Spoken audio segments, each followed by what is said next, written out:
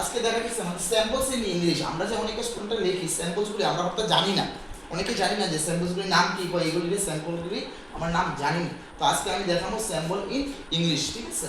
আমি দেখে দিয়েছি।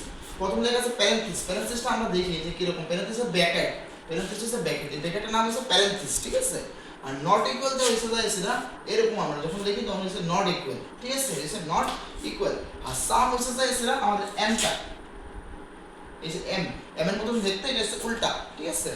বিটা, বিটার যে হচ্ছে বি, বি। আর আলফা যেটা আছে আলফা, আলফা যে হচ্ছে আমাদের এরকম।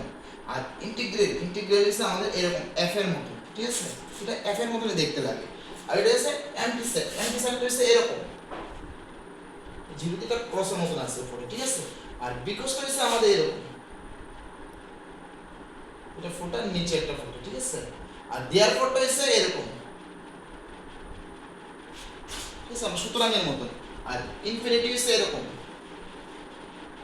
আশা করি আপনাদেরকে বুঝাতে পারছি। স্যাম্পল ইন ইংলিশগুলি আমি আপনাদেরকে বুঝাতে পারছি। এইগুলি স্যাম্পলগুলি দেখে আমরা কইতে পারবেন এইগুলি নাম কি হচ্ছে infinitive. It's therefore because antiset integral alpha beta sum of not equal parenthesis, ঠিক আছে? এগুলি আমরা হয়তো এগুলি দেখে আমরা কইতে পারেন এই নাম কি কি। এখানে আছে 1 2 3 4 5 6 7 8 9 10, 10টা দিয়েছি আমি নাম, ঠিক আছে?